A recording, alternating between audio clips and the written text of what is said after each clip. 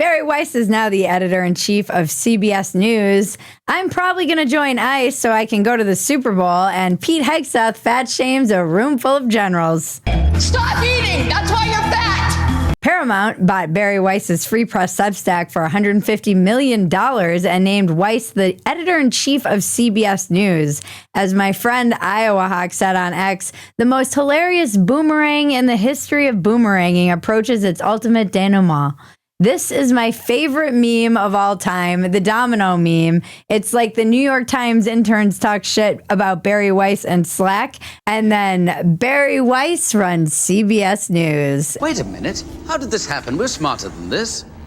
Apparently not. And the New York Times isn't freaking out at all, even though all of their reporters are going full mean girl. The CBS staff is also reportedly freaking out. One person went so far as to say that nothing but the throwing up emoji could describe the overall feeling. And I hope all of these crybabies end up going back to their parents' second home on the Hamptons. Don't let the door hit you on the way out, you freaking intolerant lunatics. She's not even right wing. Oh, it's funny because it's true. I'm Bridget Phetasy, and this is your Dumpster Fire. Welcome to Dumpster Fire, where we make burgers out of your sacred cows. We premiere new episodes every Tuesday and Friday at 9 p.m. Eastern, 8 p.m. Central. Please join us in the chat. We love hearing from you guys all the time. You're so funny. So one of us is usually always there. If you want to keep track of everything we do, the best way is to go to Phetasy.com to see all the content we're turning out, which is a lot. Some might say too much. Too many notes, Your Majesty. Exactly. Very well put. Too many notes. Everyone says too much.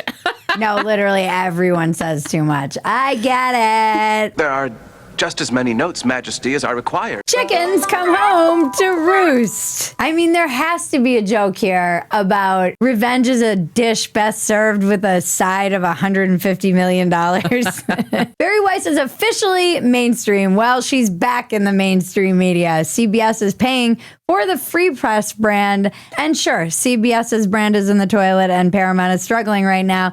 But $150 million is still really nothing for a multi-billion-dollar conglomeration.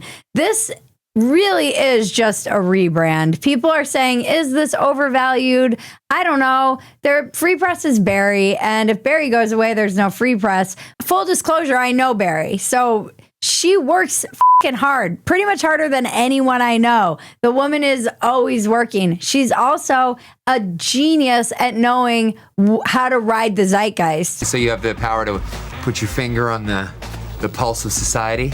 No, I spit acidic vomit. That is not something that just comes naturally to people. Bari knows exactly how to hit that wave. She's like if there was like a big wave surfer in media, it would be Bari Weiss is the champion. She just knows how to ride the waves. Not too early. She's not too far behind. She just hits that crest and rides it all the way to the shore. And it's impressive. Say what you want about her. She's built something. She came out of a situation that could have gone terribly wrong for her. And again, that situation was quite traumatic for Bari because they were horrific to her at the New York Times. And she's been redeemed by her Tom Cotton op-ed that she commissioned that ended up kind of getting her on the outs with everyone at the New York Times. That was redeemed over time. And she's just had one win after another. So CBS really just paid for her zeitgeist genius, if you will, and her ability to get people behind an idea. She gets people excited and gets people behind her. And that is also a gift. And also, she managed to build something for the center-left people who hadn't completely lost their minds. Without Bari and the Free Press, a lot of those people would have been lost in the wilderness after they kind of abandoned the mainstream. And she found these Americans who were still interested in journalism and opinions they didn't agree with. She rallied them all. She rallied them all. Yeah. And CBS, being an old dying brand, needs to merge with some new media. This is really just a marriage of old media and new media. It's old media using new media to give it a glow up, if you will. And who better to do that than a Jewish lesbian? That's not ridiculous. That's not ridiculous to say that. A lot of people are optimistic that Bari can hold the line, and I truly hope that she can. She's good at talking to moderates, but, and this is a big but. I like big butt. What she's up against is more powerful than even Bari Weiss, because she's up against the good old O'Sullivan's Law, which is this internet kind of media law that a journalist coined, which states that unless an organization is explicitly trying to maintain conservative principles, explicitly right wing, it will inevitably become left wing. And we've seen that with all of our institutions. We've seen that with therapy. We've seen that with literally everything in our culture.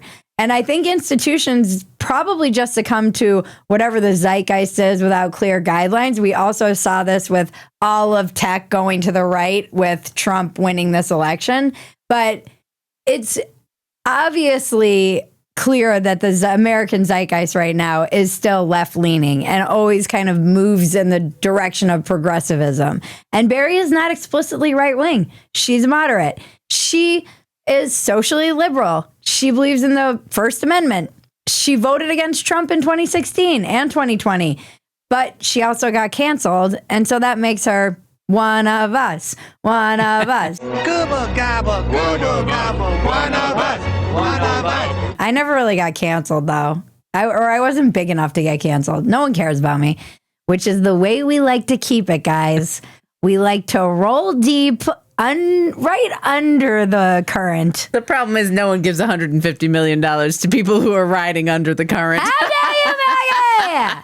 Look, if I just wait long enough, everyone around me will go crazy, and then I'll look like the sanest person standing. But didn't I always tell you, honey, if I just stayed in place and never spoke up, good things are bound to happen. Your moment will come. This is my big strategy is to wait until everyone around me crashes out.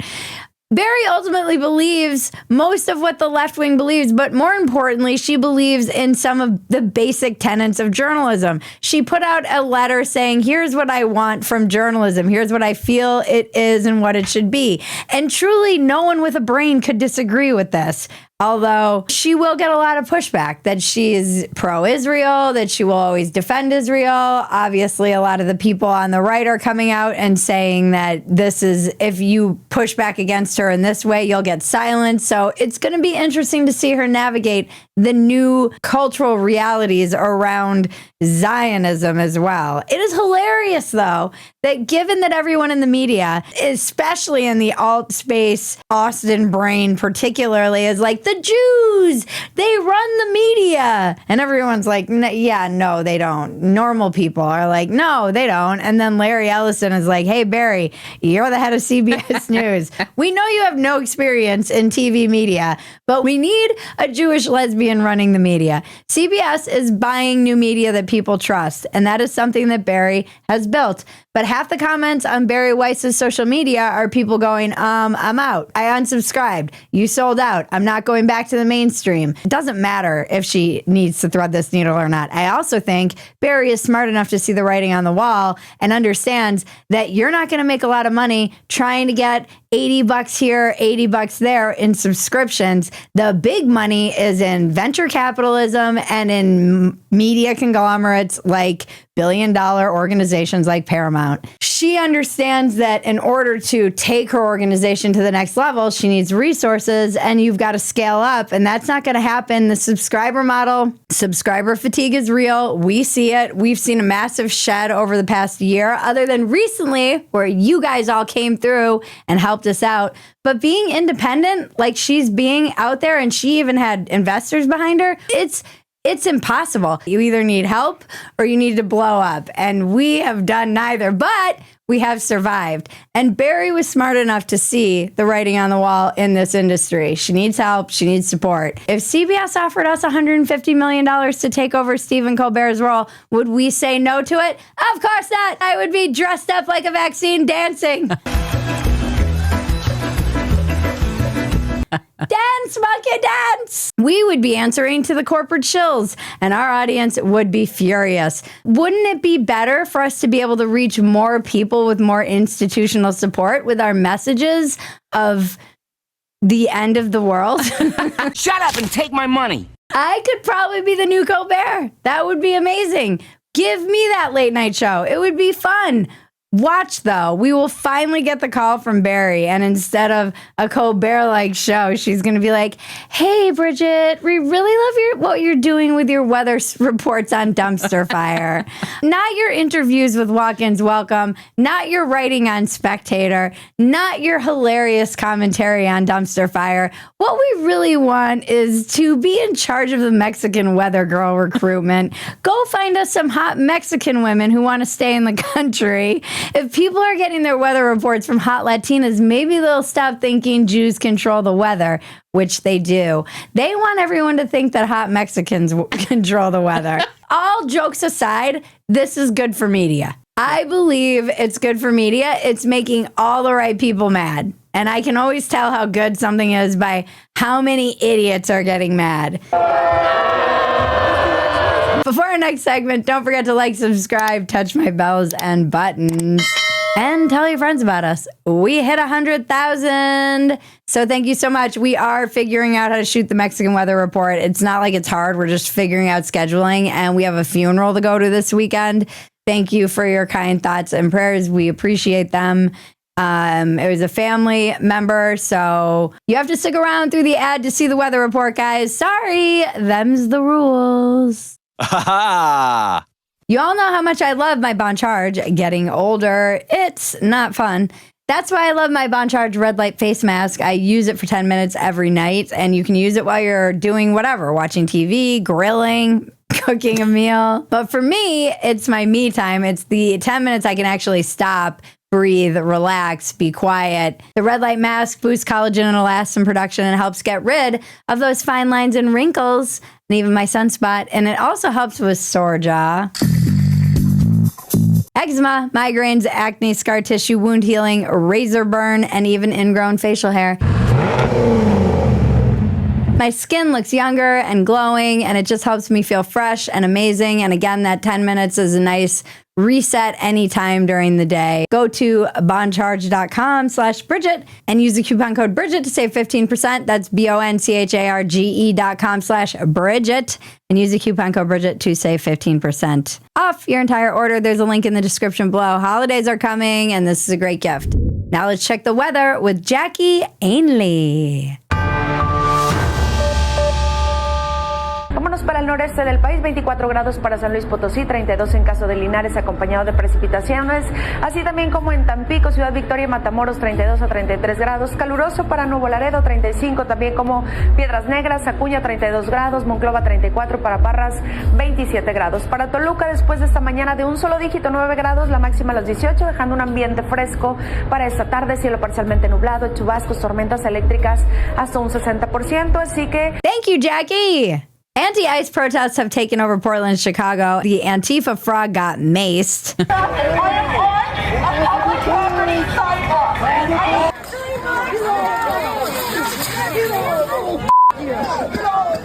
He's a guy in a frog suit in Portland who got maced during an anti-ICE protest, which is as insane and ridiculous as you would imagine. Yeah, they sprayed his vent. These fucking ICE guys, I know we're laughing about it, but it does get a little weird when you have all these troops going into major cities with masks and unmarked vans. It feels like there needs to be a better way to do this. It feels a little Civil War-y beginnings of to me. I haven't dug into all of this because, again, I never really know. These are these important stories that I like to ignore because I'll read this headline and I'll go, whoa, that's up. And then 3 days later, it's like, oh, it was actually Venezuelan gangs. And like I saw this headline that was like, oh, ICE did this and they dropped in and they're taking away your rights. And then I found out it's like a house of Venezuelan gang members. So I'm always kind of like, let's give this a 48-hour rule. That being said, there are National Guard being sent into different cities on Trump's orders, and mostly Stephen Miller, it seems like, is a lot behind this. And there's some feeling that they're trying to incite an episode that will lead to martial law. This is what I'm reading from hearing from left-wing media. Right-wing media would say this is all very hyperbolic.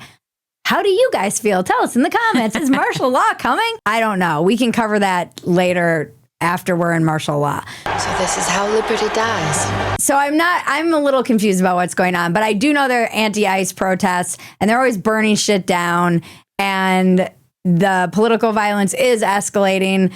As we came to record this, there was a woman in South Carolina, a judge whose house was burned down. It was still being investigated who did this. Although, again, the left immediately blamed the right. There's no evidence of that yet. So 24 to 48 hour rule. I always just wait. What's important is figuring out whose fault this is. But back to the important story, me. ICE keeps trying to recruit me. I don't know if you know this. Our audience probably does. They're advertising on X, and every time I open the app, I see Ice Barbie or Uncle Sam winking at me or pointing at me and asking me to join ICE and telling me to serve my country. And this is troubling for two reasons. One, ICE is recruiting shitposting edgelords and probably some real Nazis from X. And two, my algorithm thinks I'm perfect for the job.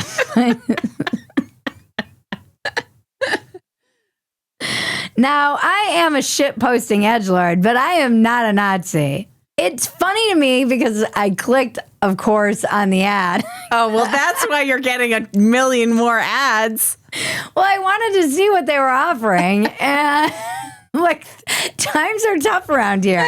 Barry can go to CBS. I can go to the DHS, okay? Not all of us have the same opportunities. She has a college degree. I have a high school education. I'm basically a poster girl for ICE.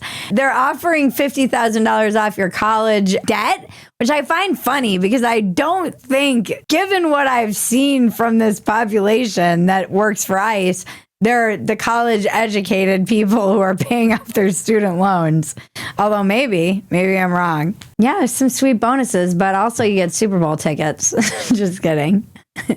So Bad Bunny said last month he would not perform in the United States during his upcoming tour due to concerns about potential ICE raids at the shows. Now, I have no idea who Bad Bunny is. I thought Bad Bunny was an OnlyFans star, and then I realized that I was wrong about that. And then but he's a wildly popular, Maggie, do you know who he is? He's a reggaeton is what they... Reggaeton? Yeah.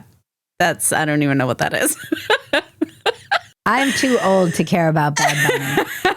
And then it was announced that he would perform during the Super Bowl halftime show. And then ICE announced it would be at the Super Bowl because, as we mentioned in our last episode, we live in meme world now and everybody is just a shit-posting edgelord. So my question, if I join ICE, will I get to go to the Super Bowl? And this is what I was saying. I want to join ICE just so I can go to the Super Bowl. And then maybe that will be my ICE initiation. They'll be like, all right, Bridge, you'll be one of us, but you've got to tackle Bad Bunny in front of millions of people. Sure. Everyone's going to want to kill you, but you'll be one of us after that. Actually, knowing me, it would just be me hanging on to some backup dancer while they're twerking, trying to bring them down unsuccessfully as they drag me along stage. I think a lot of Americans who might not have tuned into Bad Bunny would tune into the potential for Bad Bunny getting iced in the middle of his halftime show. Yes. I'm not saying that's a good thing. I'm just saying it's a thing. They should cancel Bad Bunny and get Vanilla Ice. That would be the ultimate troll. Drop that zero and get with the hero. Bad Bunny's he was on SNL last week, and his opening monologue, he said Americans need to learn Spanish before the Super Bowl so that they can understand what he says. If you didn't understand what I just said. You have 4 months to learn. No, actually, Americans need to learn Spanish so they can watch my Mexican weather report. I could use my ICE job for recruiting Mexican weather girls for Bari Weiss's CBS. Don't you see? I love it when a plan comes together. It's synergy, baby. I've just got them handcuffed and gagged in the van. I'm like, listen, except in Spanish. If you want to stay in this country, you got to do the weather. Put this tube top on and stand in front of that map. All right, things are bad these days. Okay, I'm trying to make light of it. When I go on X, I'm like, wow, things are so much worse than we realize. People are so desperate for a job. Half of America is going to be podcasters, and the other half is going to be ICE agents. I should start a podcast about ICE. Well, if you try and become an ICE agent, we can certainly podcast about that. You know, I'm always thinking about the apocalypse, and when the shit goes down, I want the right boots that I can rely on. And that's why I love my BRUNT work boots. Not just for a potential apocalypse, but for any tough job or situation I might find myself in. I got the Marin boots, and they're amazing. Founder Eric Gerard grew up blue collar and started BRUNT workwear after his friends in the trades kept telling him that the big brands hadn't changed in 100 years, or they had sold out to become fashion brands. So he started a brand built for them, real hardworking tradesmen.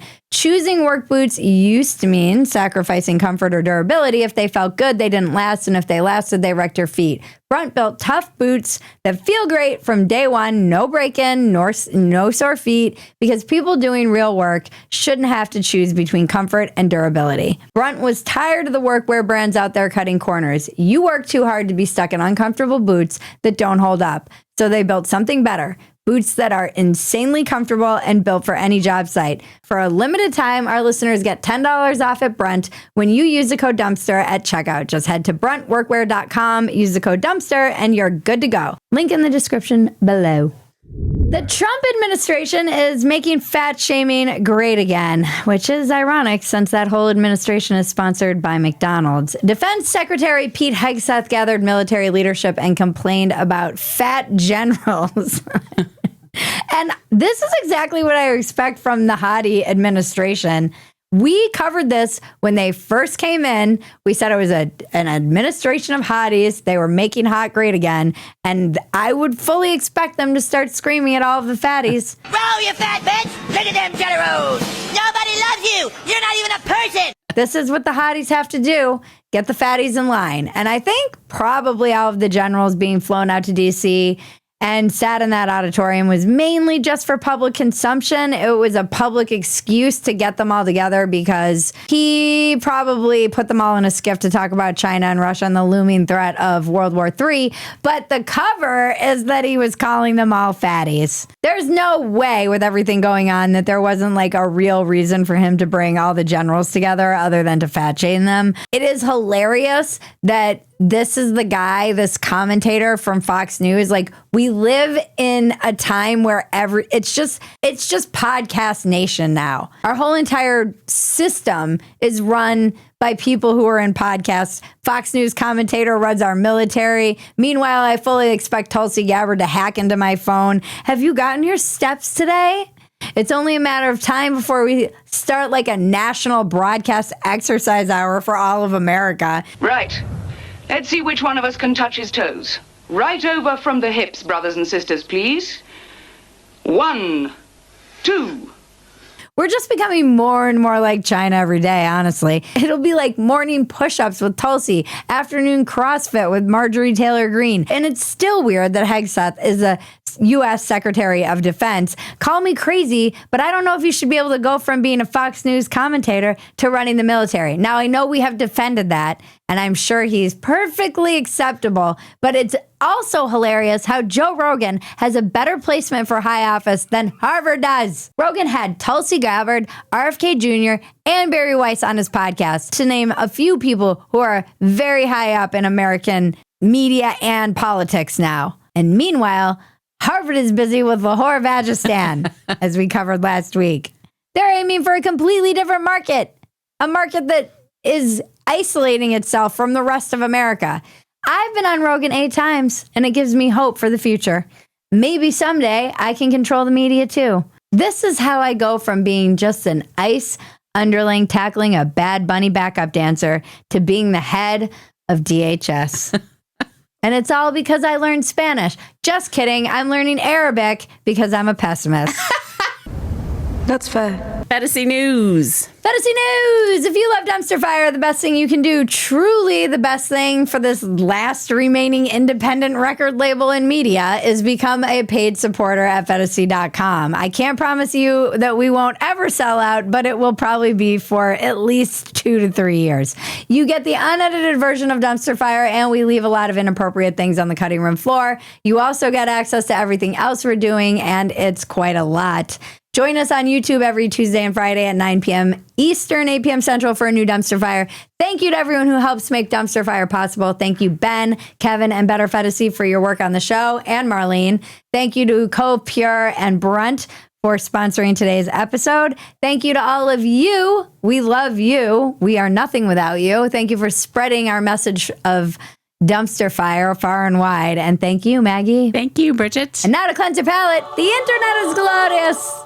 Shooter has finally been caught and identified and is under police custody. I really hope he's not Shooter Muslim. has been identified as 22-year-old white male Tyler Robinson. Oh, thank goodness. I was so worried. The shooter, however, did convert to Islam just yesterday and changed his name to Abdurrahman Omar Muhammad Allahu Akbar Ali Omar Yusuf Hamza Saeed Osama Obama Shawarma Homos Saeed Ibn Abdu bin Ibn Abu bin Bing Bong Bazooka. Boom boom. Remember, life is absurd. Don't take yourself so damn seriously. Take the work seriously. Don't take yourself seriously. This has been your Dumpster Fire. I'm Bridget Phetasy. Now make me rich and give me $150 million. In the wake of the Charlie Kirk shooting, political violence has gone mainstream. The number of people celebrating his murder was somewhat shocking to me, although it wasn't a complete shock, as people were celebrating assassination culture when Luigi Mangione killed CEO of United Healthcare Brian Thompson. When did it become okay to express a desire for someone you disagree with or don't like to be murdered? When did it become okay to celebrate it publicly? Have you ever been shocked by a friend, relative, or colleague expressing a desire for someone to be killed in casual conversation?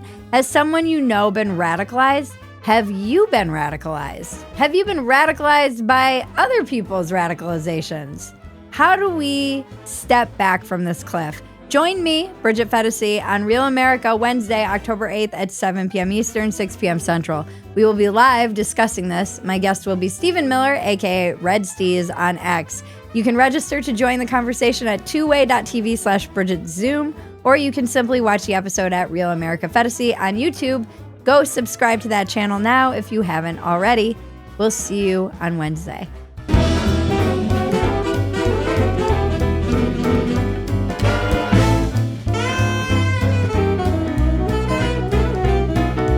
And the unicorns dance while the world burns, world burns.